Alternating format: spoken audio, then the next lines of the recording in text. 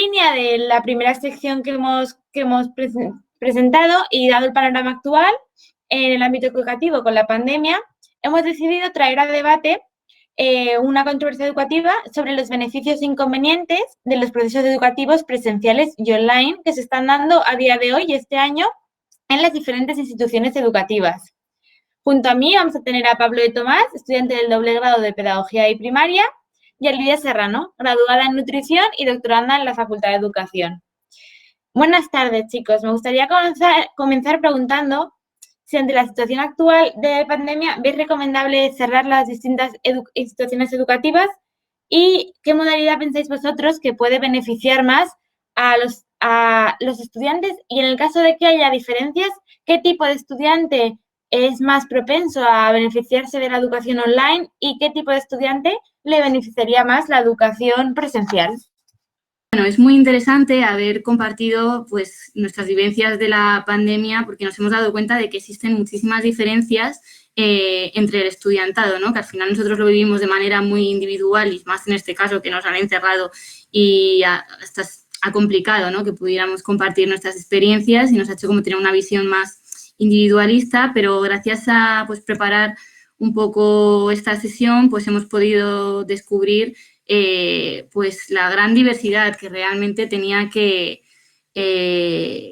asumir la universidad a la hora de establecer medidas, como hemos podido ver en la primera sección de esta sesión.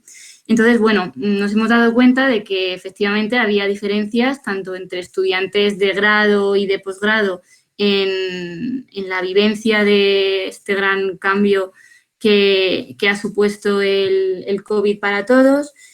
También hemos visto que había estudiantes que estudiaban y trabajaban, que les ha afectado de manera diferente el paso de la modalidad presencial a una modalidad online, estudiantes que tenían disponibilidad, estudiantes que tuvieron que salir de Madrid porque vivían en otras comunidades autónomas, ¿no? La Complutense se caracteriza mucho de esa diversidad y le da riqueza, pero también provoca pues, que el reto sea todavía mayor, ¿no?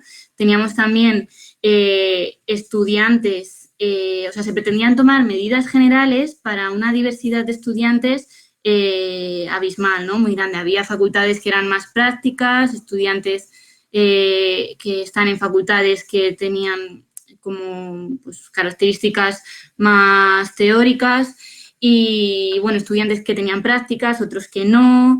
Y luego también tenemos diferentes estudiantes que tienen expectativas diferentes de la universidad, ¿no? Esto ya se habló en otro podcast de la asociación, pero bueno, también es importante conocer eso, que no todo el mundo espera lo mismo de la universidad. Entonces, las medidas deberían ser al final diferentes para todo el mundo. Esto nos llevaba a la pregunta de, ¿es posible una universidad a la carta? Y, o sea, podemos elegir qué clases ir online, qué clases ir presencial, se puede organizar para que esto sea posible. La siguiente pregunta que nos hacíamos ¿es necesaria esa carta o es posible intentar gestionar todo para diseñar como un menú, ¿no? Que no sea que cada uno elija lo que quiere, sino que podamos ofrecer algo general para todos? Esa fue la primera pregunta. Por otro lado, la complejidad que implicaba diseñar esta oferta de presencial, semipresencial, ¿realmente merecía la pena? O sea, a nivel de comunicación está claro que ese ha sido de los mayores retos que ha tenido la universidad, ¿no? Se ha podido diseñar una propuesta, en este caso se ha optado por la modalidad semipresencial, pero se ha comunicado de una manera adecuada, porque cuanto más compleja es la organización de lo que se hace, o sea, se ha intentado poner en común tanto al estudiante que quería unos estudios universitarios presenciales como los que ha querido, pues por dificultades en el desplazamiento o lo que sea, tener una modalidad online. Entonces, esta complejidad de satisfacer un poco a todos ha merecido la pena de cara a lo complicado que era comunicar esto. No sé, son como las preguntas que nos hacíamos sobre todo y lo que yo respondería para poder responder a la pregunta que nos proponía Beatriz. No sé, Pablo, si tú como estudiante de grado que has vivido un poco más estas medidas, porque nosotros ya hemos visto en el primer estudio que los estudiantes de doctorado, cada uno al final ha hecho un poco con su tesis lo que ha podido, pero vosotros desde el grado que sí que habéis tenido como unas medidas un poco más claras. Un poco, nosotros cuando hablábamos de esto intentamos hacer como una tabla, ¿no? De modelo presencial, modelo online, beneficios, lo que nos puede costar, los retos que tienen los dos modelos, ¿no? Y es desde donde salía si puede haber algo que podamos ir eligiendo en función de qué tipo de estudiantes somos, lo que podemos demandar a la universidad, ¿no? O qué podemos coger. Y sí que, también por hilarlo un poco con lo que llevamos en las secciones anteriores, Alejandro, por ejemplo, hablaba de cómo el problema entra cuando el niño se adapta al sistema, ¿no? Cuando entran en contacto. O, por ejemplo, una de las recomendaciones que hablaba Laura de otra doctoranda, no me acuerdo de su nombre, hablaba de la importancia de interaccionar con otros compañeros en el doctorado, ¿no? Entonces, creo que no es tan importante si venimos de grado, si venimos de doctorado, o sea, todos entendemos que en la educación hay un proceso de diálogo mucho más humano que lo que es el online. Entonces, creo que se ve muy bien como la modalidad online, y viéndolo ahora en las clases que yo estoy viviendo por lo menos, se está produciendo una deshumanización muy fuerte porque al limitarnos al online nos limitamos más a los contenidos que al espacio que queda para todo lo humano, ¿no? Para la transformación un poco del conocimiento también. Pero claro, eso no nos impide sacarle beneficios al online. Es mucho más fácil conectarse, no perdemos tiempo en ir hasta la universidad a lo mejor si vivimos lejos. Es verdad que el online también podemos decir, bueno, claro, pero no todo el mundo tiene las mismas oportunidades o los mismos conocimientos para poder estar bien adaptado a una clase desde un medio digital. Claro, entonces, desde ahí se nos ocurría si existe un modelo híbrido. La Complutense ha intentado, por lo menos en mi facultad, un modelo híbrido en el sentido de que las clases se han dividido por grupos y, por lo tanto, tenemos 20 personas que están presencialmente y las otras 40 del grupo están online. Entonces, al final esto tiene ciertos beneficios porque el profesor tiene un grupo pequeño con el que trabajar más humanamente presencial, pero también tiene 40 personas a las que hacer caso online. Entonces, a lo mejor no sabemos si esto está beneficiando o realmente está generando algo más dificultado todavía.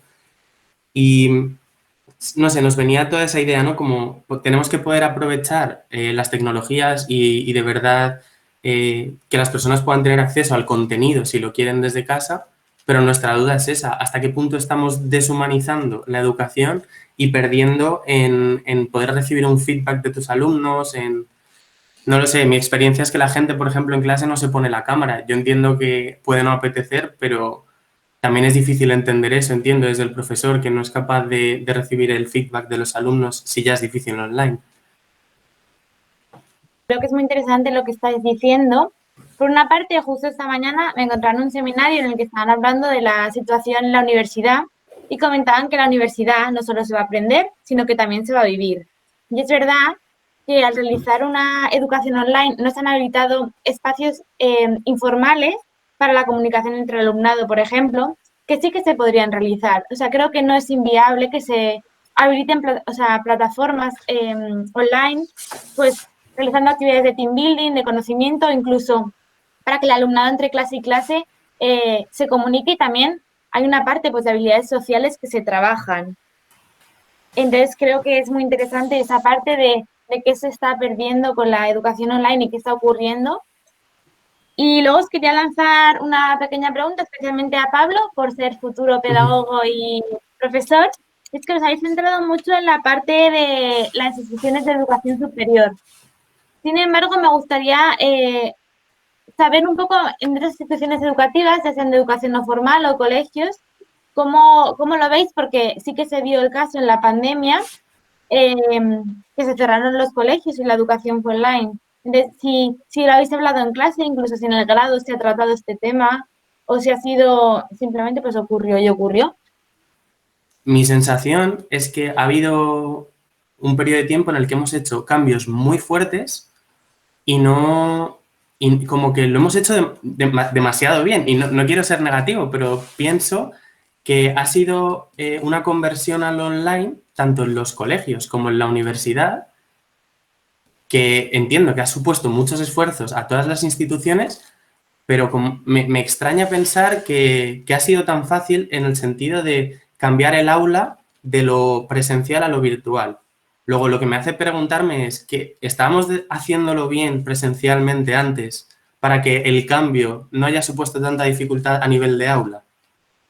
Entonces, sí que os animo a eso, a hablar sobre esto, porque creo que si realmente las aulas en el caso universitario se estaban limitando a una transmisión de conocimientos, el modelo online es completamente válido. Ahora bien, si estamos intentando que la universidad sea un espacio donde el conocimiento se puede transformar, donde interesa más cómo cogemos las cosas, las transformamos y las devolvemos, a lo mejor eso no estaba pasando y por lo tanto ha sido tan fácil la adaptación al online. No traemos una respuesta, pero sí que queríamos traer más preguntas para que las personas pues nos cuestionemos esto, ¿no? No sé si tú, Lidia, quieres hablar sobre esto también. Sí, a mí me gustaría relacionar esto último que acabas de comentar con una pregunta que hacía antes Beatriz de qué es lo que estamos ganando y perdiendo con este cambio que nos hemos visto obligados a llevar a cabo, ¿no? Tiene que ver mucho con esto que comentabas ahora de cómo es posible, ¿no? Si hemos cambiado, que al final la opinión del estudiantado sea de, bueno, este modelo tampoco está tan mal o tampoco es tan diferente a lo que había antes, cuando sí que ha cambiado totalmente la modalidad, ¿no? Entonces, bueno, yo aquí me venía un poco la reflexión de la contraposición y al final la controversia que existía entre el movimiento social que hemos visto en torno a toda esta crisis sanitaria que parece que se ha convertido también en una crisis educativa. Si leíamos los titulares de los periódicos o las noticias, era como todo demasiado caos, ¿no? Era como el movimiento social, las redes sociales de diferentes, pues bueno, colectivos, prensa, en general, eran muy, muy críticas con cómo estaba actuando la universidad. Sin embargo, por parte de las instituciones, el mensaje que nos transmitían es: tenemos fondos para mejorar esta situación, tenemos como una situación más controlada, ¿no? Yo ahí veía como los dos extremos, por parte de las instituciones, que todo está controlado y se está haciendo lo mejor posible, pero por parte de la sociedad había como mucha reivindicación, mucha queja. Entonces, bueno, cuando planteábamos esta controversia, realmente lo que buscábamos era un poco identificar los grises entre estos dos extremos, ¿no? Y también qué papel tiene la educación en esta identificación de grises, ¿no? Lo que quería decir con qué ganamos o qué perdemos gracias a este modelo, pues realmente mi conclusión un poco es que depende en el caso de la universidad, del profesor que se haya adaptado y haya seguido con esa esencia de la educación en un modelo online. Muchos de los argumentos que iban en contra de este cambio a la semipresencialidad o al modelo online era que la presencialidad es como esencia es esencial, ¿no?, en la educación. Y sin embargo yo me preguntaba, bueno, de primera sí que dices, ¿cómo vas a dar una clase sin presencialidad, sin contacto, sin humanidad? Pero luego me surgían preguntas como, ¿no consideramos una película, una serie, un libro educativos o no educativos? Podemos decir, esta película la puedo recomendar para enseñar ciertas cosas o esta serie me ha ayudado a aprender algo de la vida y son cosas que son a distancia, no tienes que estar físicamente y sí que te impactan, te hacen reflexionar y te hacen al final pues transformar tu conocimiento y generar ideas nuevas, ¿no? Que eso es lo que yo entiendo por educación. Por otro lado, también me preguntaba, ¿y las universidades que son a distancia, por ejemplo, la Universidad Nacional a Distancia, se ha creado, la gente va a ella y no educa? Entonces, ahí es donde a mí me tambaleaba un poco esa reflexión de, no, la presencialidad es fundamental es esencial para educar. Entonces ya me iba un poco desgranando esos grises y pensando pues que al final todos somos humanos y a todos nos han descolocado mucho con esta idea, pero también forma parte de la educación esa capacidad, pues desarrollar, ¿no?, esa capacidad de adaptarte y de resolución de problemas. lo cual te lleva a pensar, primero, ahora debido a esto nos estamos replanteando qué es educar y qué no en la universidad, o el problema viene de que antes no lo pensábamos tanto, era como lo hacíamos de una manera muy automática, ¿no? Que la gente va a la universidad pues con unos objetivos que para cada uno serán diferentes y no se preocupa tanto en, digamos, cocinar sus propias ideas o ser creativos y elaborar su propio pensamiento, ¿no? Desarrollar su propio pensamiento individual, sino que la gente parece que va más a la universidad como si fuera un comedor, a que le den de comer, es decir, a recibir conocimiento o información, no tanto como estudiar, pues al final es ponerte y sacar tú tus propias conclusiones después de haberte leído pues varios textos. Entonces, bueno, yo creo que aquí pues juega un papel muy importante las expectativas que la gente tenía de la universidad a la hora de pues crearse una opinión. Por eso creo que tanto a nivel de movimiento social como a nivel de movimiento institucional, la concepción que se tiene de universidad es muy diferente. Entonces, eso es lo que lleva al final pues a una opinión tan polarizada de lo que se ha hecho bien y de lo que se ha hecho mal. Pablo, si queréis, para ir finalizando el debate, podéis ir respondiendo a las cuestiones que han salido y comentándolas y damos por finalizado el debate. Bueno, también yo tengo un poco la reflexión por estar en contacto con el estudiantado, de que por ejemplo, los exámenes, las evaluaciones del segundo cuatrimestre, pues fueron diferentes, al final se facilitó mucho la posibilidad de hacer esos exámenes, se fue muy comprensivo, entonces, claro, también tenemos que hacernos la pregunta de hasta qué punto no se ha sesgado que se han dado demasiadas facilidades o casos contrarios en los que se han puesto más dificultades por el hecho de tener que hacer un examen online cuando nunca antes se había diseñado una evaluación de este tipo. Así que aquí habría que hacer realmente muchos estudios, o sea, considerar las notas sería como el más sencillo, pero después habría que hacer también un análisis de cómo ha sido la evaluación este año en diferencia con otros años, o sea, habría que hacer como un poco, pues un porcentaje, ¿no? de lo que en relación a la nota media, supongo, de todas las asignaturas. Yo creo también que interrelacionado con lo que decías tú, que esto de esta pandemia lo que nos ha enseñado otra vez son problemas que ya estaban, pero los ha sacado a la luz muy rápido y todos muy juntos. Entonces, como que nos han dado todos muchos golpes. Claro, esto me hace entender que por eso no hay que sacar conclusiones rápidas, porque si no hemos tenido prisa en sacar conclusiones, tampoco hay que hacerlo ahora que han venido todos. Pero sí que es bueno que empecemos a sacar ciertas evidencias, tanto a través de estudios, como decíais, como, pues eso, como a través de qué cambios podemos hacer ya desde lo personal, porque está claro que los cambios a nivel políticos o sociales van más lentos. ¿Qué podemos hacer para que todas estas cosas vayan penetrando poco a poco en nuestro círculo de incidencia, ¿no? En la zona que podemos hacer algo? Hablábamos el otro día, Lidia y yo, que el Erasmus, dentro de el Erasmus o todos los movimientos del estudiantado para formarse fuera, muchas veces pueden estar pensados como algo lo que la gente se va a buscar, a veces más fiesta que aprendizaje, pero sí que reflexionamos que era interesante que lo que se busca es una experiencia. Y a veces eso falta cuando la gente viene a la universidad o cuando se va al colegio, y esto se tiene asumido como más como una rutina, ¿no? Pues he ido al colegio y si he decidido ir a la universidad, pues también voy a la universidad, pero no voy buscando experiencias, ¿no?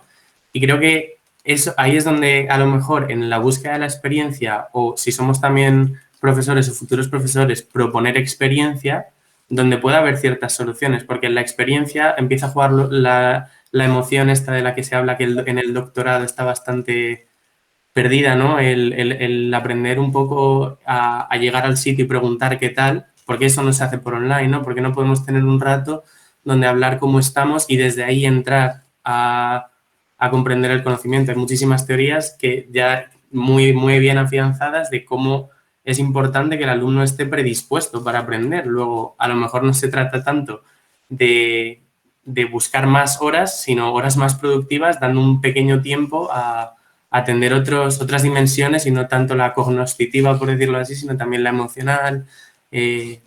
Bueno, yo peco de educación y al final siempre me acabo yendo a opinar sobre eso, pero creo que es muy interesante eso, no sacar conclusiones muy rápidas, pero sí empezar a generar ciertos cambios a nivel global dentro de lo que cabe y a nivel personal puede ayudar a que esto vaya saliendo adelante. Muchas gracias, chicos. Y bueno, me gustaría continuar este debate y estoy segura de que podríamos continuar horas y horas aquí, pero tenemos que darlo por finalizado. Pero creo que es un buen espacio para comenzar a debatir aquí y que luego los debates continúen en espacios no formales, ya sea en pasillos o en cafeterías, porque creo que es interesante que se compartan puntos de vista diferentes en todos los lugares para empezar a comenzar a hacer esos cambios que indicaba Pablo. Esperamos que hayan disfrutado mucho de este capítulo. Simplemente queremos recordarle que pueden seguir la actividad de la asociación a través de nuestras redes sociales, @asoc_invest_edu en Twitter y @asociación_est_investigación en Instagram.